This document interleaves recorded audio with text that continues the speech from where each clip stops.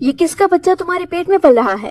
میں نے تو بچی سمجھ کر آج تک تمہیں چھوا ہی نہیں، مگر تم 4 ماہ سے حاملہ ہو۔ بلاج خان غصے میں اپنی کم عمر بیوی سے پوچھ رہا تھا، جس کی زبردستی اس سے شادی کروا دی گئی تھی۔ اس کا مطلب تم چھوٹی ہو کر بھی پوری ہو۔ اب میں تم سے شوہر ہونے کے سارے حقوق سود سمیت وصول کروں گا، اور اس کے ساتھ ہی تمہارے ناجائز بچے کو بھی ختم کر دوں گا۔ یہ کہتے ہی وہ رات بھر اس پر اپنی شدتیں نچھاور کرتا رہا، جب تک کہ اس کا بچہ۔ شاہ پیلس میں ہنگامہ سا مچا ہوا تھا۔ حاکم شاہ نے پورے گھر کو سر پر اٹھایا ہوا تھا۔ غصے میں کہہ رہے تھے، اگر میری بیٹی نہیں ملی تو میں کسی کو بھی نہیں چھوڑوں گا۔ مجھے اب صرف 1 گھنٹے میں میری بیٹی واپس اس گھر میں چاہیے، نہیں تو میں تم سب کو نوکری سے فارغ کر دوں گا۔ ان کی 16 سالہ بیٹی 2 روز سے غائب تھی، اور فکر مندی سے ان کا سانس گھٹ رہا تھا۔ ابھی وہ غصے میں بولے جا رہے تھے جب ان کے موبائل پر کال آنے لگی۔ انہوں نے جیسے ہی کال پک کی تو معلوم ہوا کہ ان کی بیٹی مل چکی ہے، وہ بھی ان کے بنگلے کے سامنے بھی ہوشی کی حالت میں پڑی ہوئی ہے۔ شاید کوئی اسے یہاں پھینک کر چلا گیا تھا۔ حاکم شاہ جلدی سے بنگلے سے باہر نکلے۔ سامنے ہی ایک جگہ کچھ لوگ جمع تھے، ارد گرد پولیس بھی جمع ہو چکی تھی، اور یہ بات تو جنگل میں آگ کی طرح پھیل چکی تھی کہ حاکم شاہ کی بیٹی کی عزت کو کسی کی درندگی کا داغ لگ چکا تھا۔ وہ ان کی عزت کو خاک میں ملا چکی تھی۔ سب لوگ ان کے بارے میں بہت عجیب سی باتیں کر رہے تھے۔ وہ کسی کو منہ دکھانے کے قابل نہیں رہے تھے۔ وہ کمرے میں لیٹی ہوئی تھی اور بڑی بیگم اس کے پاس بیٹھی ہوئی تھی۔ اپنی بیٹی کی ایسی حالت دیکھ کر ان کا دل خون کے آنسو رو رہا تھا۔ انہوں نے مسلسل اپنی بیٹی کو اپنے سینے سے لگایا ہوا تھا، لیکن وہ ابھی بھی بے ہوشی کی حالت میں تھی۔ اسے ہسپتال نہیں لے جانے دیا جا رہا تھا۔ حاکم شاہ کہہ رہے تھے، مر جانے دو اس کو، اس نے اپنے باپ کی عزت کو خاک میں ملایا ہے۔ بڑی بیگم کہنے لگی، اس میں ہماری بیٹی کا کیا قصور ہے؟ وہ کہنے لگے، اچھی خاصی سمجھدار ہے، اسے گھر سے باہر کیوں نکلی ہے، اور کس کی اجازت لے کر نکلی ہے؟ گھر سے باہر کیوں گئی تھی یہ؟ وہ غصے میں چلاتے ہوئے بولے جا رہے تھے۔ دیکھیں تو صحیح ہماری بیٹی کس حالت سے گزر رہی ہے۔ بڑی بیگم ان سے التجا کرنے لگی۔ وہ کہنے لگے، تمہیں معلوم ہے ہر طرف یہ بات پھیل چکی ہے، میں کیسے کسی کا سامنا کروں گا؟ تو اس میں اس کا کیا قصور ہے؟ یا تو اس نے یہ سب کچھ جان بوجھ کر کیا ہو تو اس سے آپ کی عزت خاک میں ملتی ہے، لیکن یہ صرف ایک حادثہ ہے جو کسی کے ساتھ بھی پیش آ سکتا ہے۔ وہ کہنے لگے، میں کچھ بھی نہیں جانتا، اسے مر جانے دو۔ یہ کہہ کر وہ کمرے سے باہر نکل چکے تھے۔ تھوڑی ہی دیر بعد شیزا کو ہوش آیا تو اپنے کمرے میں اپنی ماں کو دیکھ کر وہ رونے اور پھر چیخنے چلانے لگی تھی۔ اس نے رو رو کر پورے گھر کو سر پر اٹھا لیا تھا۔ اس کی بہت عجیب حالت ہوئی پڑی تھی۔ کوئی بھی اس کی زرد رنگت دیکھ کر یہ کہہ سکتا تھا کہ وہ بھی مر جائے گی۔ اس کی رنگت زرد کے ساتھ اس کے جسم پر بنے ہوئے وہ حوث و درندگی کے نشان اس کی ماں کو پاگل کیے جا رہے تھے۔ اپنی بیٹی کو ایسے حال میں دیکھ کر وہ خود بھی رو رو کر ہلکان ہو چکی تھی۔ شیزا روتی ہوئی کہنے لگی، ماما، بابا جان کہاں ہیں؟ میں نے بابا جان کو ان لوگوں کے بارے میں بتانا ہے، وہ بہت برے تھے ماما۔ وہ روتے ہوئے بولے جا رہی تھی، اور بڑی بیگم کہنے لگی، تمہارے باپ کو تمہاری کوئی فکر نہیں ہے، وہ چاہتے ہیں کہ تم مر جاؤ۔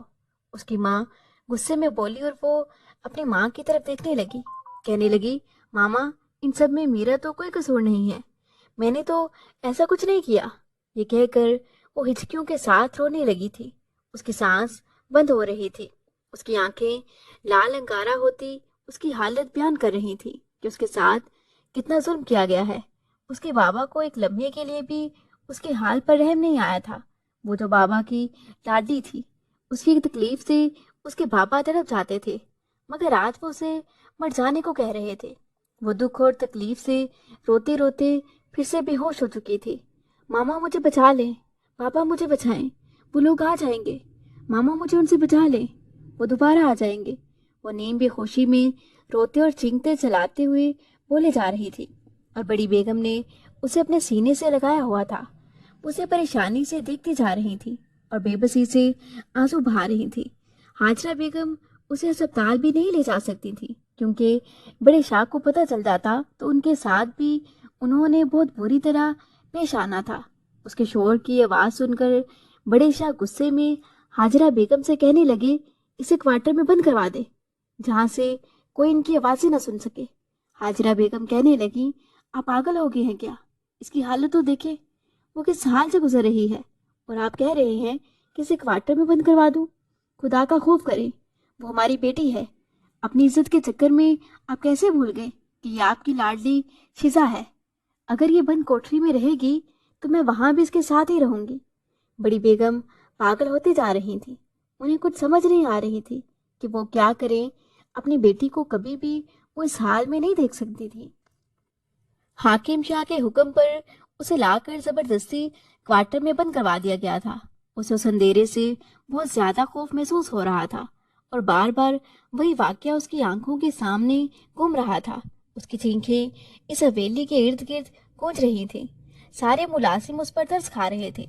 उसने गुस्से में कमरे के दरवाजे को पीटना शुरू कर दिया, लेकिन किसी को दरवाजा खोलने की इजाजत नहीं थी। रात का न जाने कौन सा पहर था जब हाजरा बेगम ने कमरे का दरवाजा खोला और कहने लगी, चलो कमरे में चलो। शिजा ने जाने से इनकार कर दिया। हाजरा बेगम ने बताया कि तुम्हारे बाप ने तुम्हारी शादी का सोच लिया है। वो जल्द से जल्द तुम्हारी शादी करना चाहते हैं। वो हैरत से अपनी माँ की तरफ देखने लगी। वो तो अपने बाप की लाडली रही थी, लेकिन अब अपने बाप का रवैया उसे बर्दाश्त नहीं हो रहा था। वो हैरत में थी कि वो उसके साथ ऐसा क्यों पेश आ रहे थे। उसकी माँ उसे जबरदस्ती कमरे में लेकर आई और कहने लगी, कल तुम्हारा निकाह है। वो कहने लगी, नहीं अम्मा, मुझे निकाह नहीं करना। मामा, मुझे किसी के साथ भी निकाह नहीं करना। मुझे कहीं भी नहीं जाना। मुझे आप लोगों के साथ रहना है। मुझे घर से बाहर नहीं निकलना। वो लोग फिर आ जाएंगे। वो रोते हुए अपनी माँ के वजूद में छुपने की कोशिश कर रही थी। हाजिरा बेगम ने बेबसी से उसे सीने से लगा लिया था। अगले दिन एक अनजान शख्स के पहलू में उसे बिठा दिया गया था, जिसे आज से पहले उसने कभी नहीं देखा था। वो अपनी जिंदगी में उसे पहली बार देख रही थी। वो एक 35 साला लंबे कद काट और सुर्खों सफेद रंगत का बेहद खूबसूरत और शानदार शख्सियत का मालिक मर्द था, मगर उसे देखते ही शिजा को मजीद खौफ महसूस होने लगा था। उसकी शक्ल उसे कहीं देखी सी लग रही थी, लेकिन कहाँ देखा था ये उसे याद नहीं आया। उसे कुछ भी समझ नहीं आ रही थी कि ये सब क्या हो रहा है। उसका दिमाग काम नहीं कर रहा था।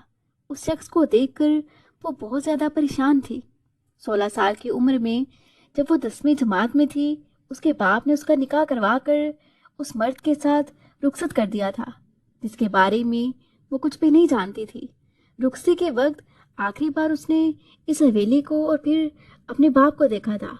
उसने उसी वक्त सोच लिया था अब वो इस घर में कभी कदम नहीं रखेगी, अपने बाप का चेहरा कभी नहीं देखेगी।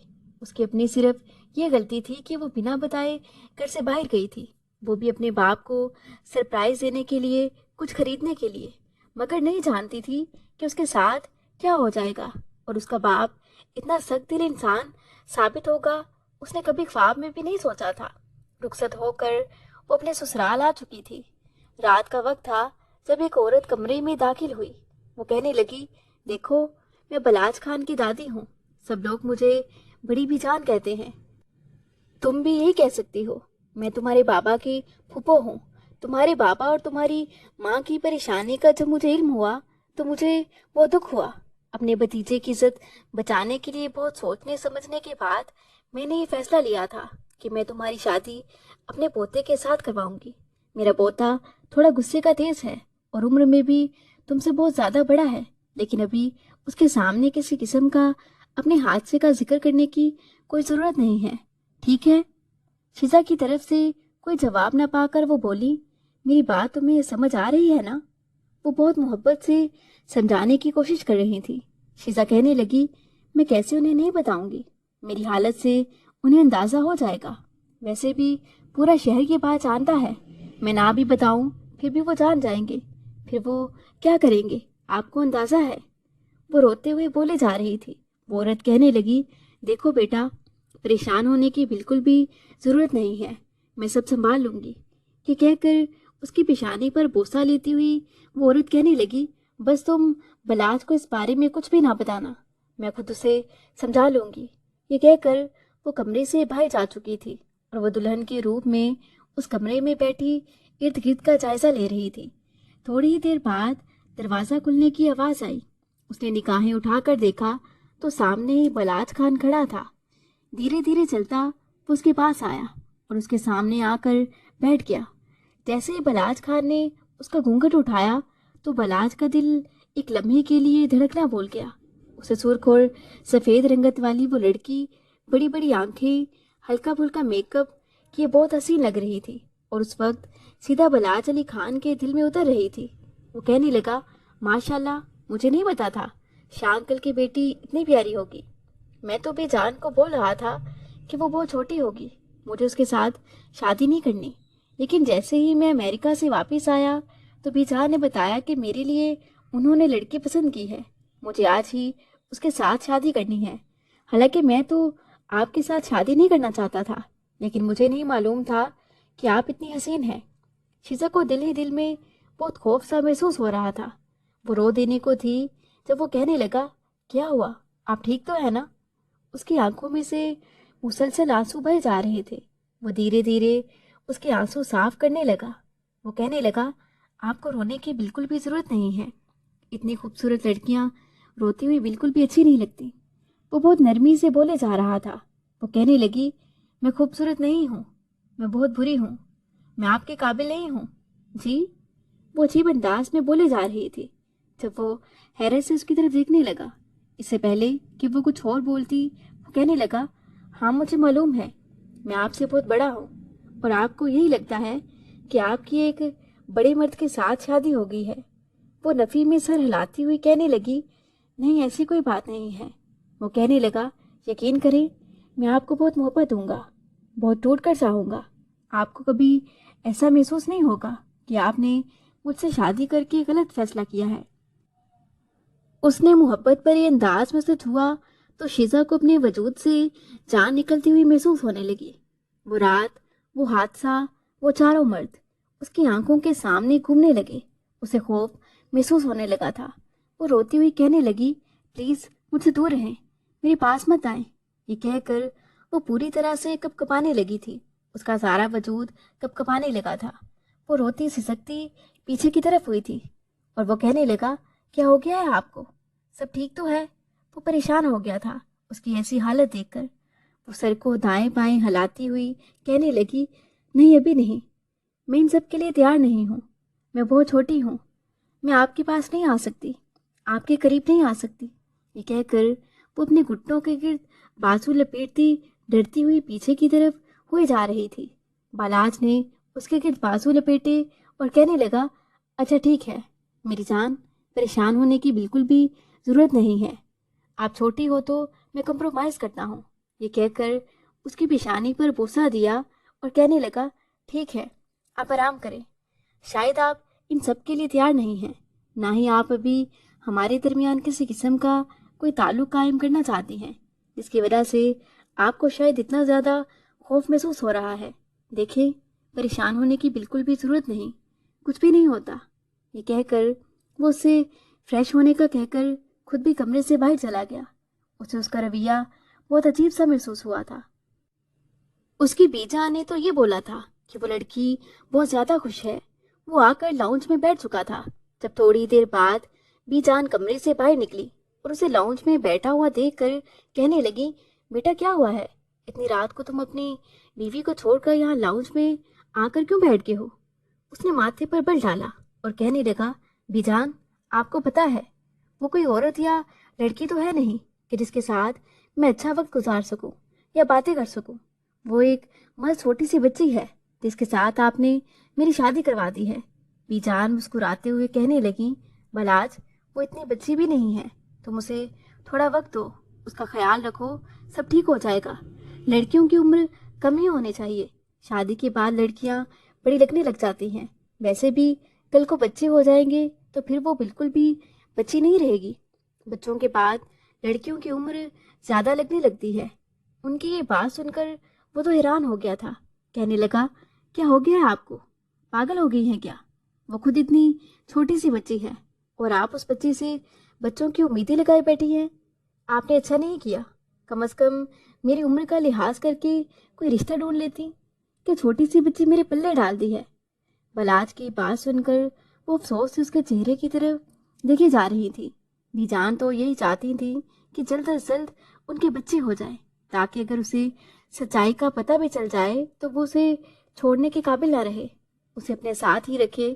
وہ جانتی تھی کہ وہ جب تک زندہ ہے وہ اسے کسی نہ کسی طرح ایموشنل بلیک میل کر کے شیزا کو ساتھ رکھنے پر مجبور کر سکتی ہیں۔ تھوڑی دیر بعد وہ واپس کمرے میں آیا تو اس نے دیکھا کہ وہ بیڈ پر گہری نیند سو رہی تھی۔ وہ مسکراتا ہوا دوسری طرف آ کر سونے کے لیے لیٹا ہی تھا جب اچانک اسے اس کی ہچکیوں کی آواز سنائی تھی۔ وہ تھوڑا پریشان ہو گیا اور اٹھ کر بیٹھ گیا، کہنے لگا، شیزا تمہیں کیا ہو رہا ہے؟ تم رو کیوں رہی ہو؟ وہ اس کی طرف دیکھتا جا رہا تھا۔ شیزا کا پورا وجود لرز رہا تھا، وہ مسلسل روئے جا رہی تھی۔ کیوں رو رہی ہیں آپ؟ مجھے سچ بتائیں۔ اسے اٹھا کر بٹھا چکا تھا اور اس کے چہرے کو اپنے ہاتھوں کے پیالے میں بھر کر بہت محبت بھری انداز میں پوچھ رہا تھا۔ وہ اس کی کلائی کو پکڑتی ہوئی کہنے لگی، آپ میرے ساتھ کچھ بھی نہیں کریں گے نا؟ آپ میرے قریب نہیں آئیں گے نا؟ وہ حیرت سے شیزا کی طرف دیکھتا جا رہا تھا۔ ایک طرف اس کی بی جان تھی تو چاہتی تھی کہ وہ جلدی جلدی انہیں پوتے پوتیوں کی خوشخبری سنا دے، تو دوسری طرف یہ شیزا، تم پریشان مت ہو، جب تک تم خود نہیں چاہو گی میں تمہیں ہاتھ نہیں لگاؤں گا۔ شیزا کے اندر ایک عجیب سا خوف بیٹھا ہوا تھا، بار بار اس کی آنکھوں کے سامنے وہی حادثہ گھومنے لگ جاتا تھا۔ وہ چاہتی تھی کہ وہ اپنے شوہر کو اس کے بارے میں بتا دے، وہ اسے دھوکے میں نہیں رکھنا چاہتی تھی، لیکن وہ نہیں بتا سکی تھی۔ اس کی ماں نے اسے سختی سے منع کیا تھا اور وہ جانتی تھی کہ اس کی ماں نے اگر منع کیا ہے تو ضرور کوئی نہ کوئی بات ہوگی۔ نہ جانے وہ کتنی دیر تک بار بار اسے یہ کہتی رہی، میرے قریب مت آئیے گا۔ اور اب تو بلاج خان کو بہت عجیب سا محسوس ہونے لگا تھا۔ اسے دال میں کچھ کالا لگنے لگا تھا کہ ایک تو اس کے باپ نے اتنا امیر ہونے کے باوجود اتنا زیادہ نام اور شہرت کمانے کے بعد بھی اپنی بیٹی کی شادی اتنی سادگی سے کر دی، اور اوپر سے اتنی آنن فانن۔ اسے عجیب سا محسوس ہو رہا تھا۔ وہ بار بار اس کی طرف دیکھے جاتا تھا۔ وہ لیٹی ہوئی تھی اور وہ تو اپنی ہی سوچوں میں مگن ہو چکا تھا۔ وہ سو چکی تھی، اسی بارے میں سوچتے سوچتے اس کی نیندیں اڑ چکی تھی، مگر رات کے کسی پیر سوچتے سوچتے وہ بھی سو چکا تھا۔ صبح وہ ڈائننگ ٹیبل پر بیٹھا ہوا بہت زیادہ پریشان لگ رہا تھا۔ بی جان کہنے لگی، کیا ہوا ہے؟ اتنے زیادہ پریشان کیوں لگ رہے ہو؟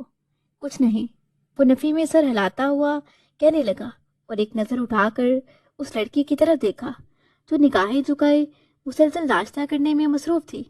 وہ 16 سالہ لڑکی کی طرف غور سے دیکھنے لگا تو شکل سے بہت ناسمجھ اور معصوم لگ رہی تھی، لیکن رات کی اس کی باتیں اور پھر اس کی حرکتیں اسے یاد آ رہی تھی۔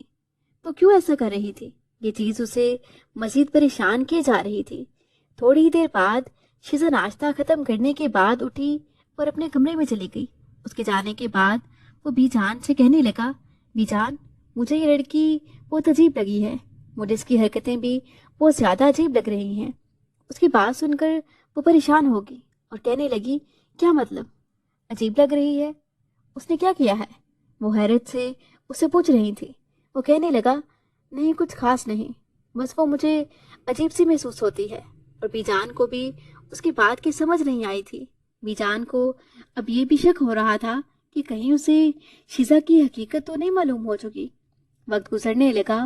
شیزا کو اس گھر میں آئے ہوئے 1 مہینہ ہو چکا تھا، اور اس 1 مہینے میں اس نے ایک دفعہ بھی بلاج خان کو اپنے قریب نہیں آنے دیا تھا۔ جب بھی وہ اس کے قریب آنے کی کوشش کرتا وہ رونے لگ جاتی تھی۔ وہ ہر طرح کی ممکن کوشش کرتی تھی کہ بلاج اس کے پاس تک بھی نہ بھٹکے، اور بلاج خان اب اس سے محبت کرنے لگا تھا۔ اس 1 مہینے میں اسے اس میں کوئی ایسی بات نظر نہ آئی جس سے وہ مشکوک لگے۔ اس نے ملازماؤں کے ذریعے اس پر نظر رکھوائی تھی، مگر کسی نے بھی کسی شک و شبہ والی بات نہ بتائی تھی، سوائے اس کے کہ وہ اسے اپنے قریب نہ آنے دیتی۔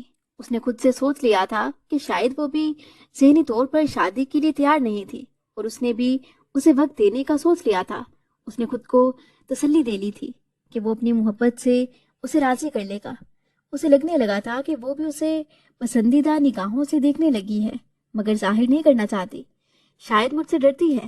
اسے اس کی معصوم باتیں اچھی لگنے لگی تھیں، شیزا بھی دل ہی دل میں اسے پسند کرنے لگی تھی، مگر اس کے ضمیر کا بوجھ اسے جینے نہ دیتا تھا۔ یہ رات کا وقت تھا، اسے آنے میں آج کافی دیر ہو چکی تھی۔ وہ کمرے میں آیا تو شیزا اسے نظر نہ آئی۔ وہ بی جان کے کمرے کی طرف آیا اور کہنے لگا، بی جان، مجھے شیزا کہیں بھی سامنے نظر نہیں آ رہی، آپ کے پاس تو نہیں؟ وہ کہنے لگی، اپنے کمرے میں ہی ہوگی بیٹا، اس وقت وہ میرے کمرے میں کیوں آئے گی؟ وہ دوبارہ کمرے میں آیا تو وہ سامنے بیڈ پر بیٹھی ہوئی تھی۔ وہ بہت پریشان لگ رہی تھی، اس کے چہرے کی رنگت بھی بالکل زرد پڑ رہی تھی۔ وہ اس کے پاس آیا اور کہنے لگا، کیا ہوا شیزا، تم ٹھیک تو ہو نا؟ وہ اس بات میں سر ہلاتی ہوئی کہنے لگی، جی میں ٹھیک ہوں، اگر کوئی پرابلم ہے تو تم مجھے بتا سکتی ہو۔ وہ کہنے لگی، نہیں کوئی پرابلم نہیں ہے۔ یہ کہہ کر اس کے پاس سے اٹھ کر واش روم کی طرف چلی گئی اور وہ اس کی غیر ہوتی حالت کو دیکھ کر پریشان ہو رہا تھا۔ وہ کہنے لگا، شیزا پلیز، کیا مسئلہ ہے؟ تم مجھے بتا کیوں نہیں رہی؟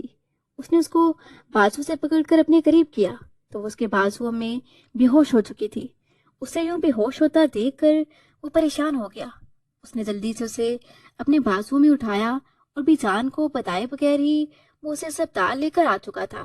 ڈاکٹر نے اس کا چیک اپ کرنے کے بعد بلاج علی خان کو مبارکباد دیتے ہوئے کہا، مبارک ہو، آپ کی وائف امید سے ہیں، آپ ماں بننے والے ہیں، لیکن آپ کی وائف بہت کم عمر ہے اور بہت کمزور بھی ہیں، آپ اس کا بے حد خیال رکھیں، اگر ایسے ہی رہیں گی تو ان کی اور بچے کی دونوں کی جان کو خطرہ ہو سکتا ہے۔ ڈاکٹر کی بات سن کر جیسے اس کے پیروں تلے سے زمین نکل چکی تھی، وہ بالکل خاموش ہو چکا تھا۔ اسے سمجھ نہیں آ رہی تھی کہ یہ سب کچھ کیا تھا۔ اس کا تو دماغ گھوم چکا تھا، اس کے تن بدن میں آگ لگی ہوئی تھی۔ اس کا بس نہ چلتا تھا کہ وہ اس کا قتل کر دے۔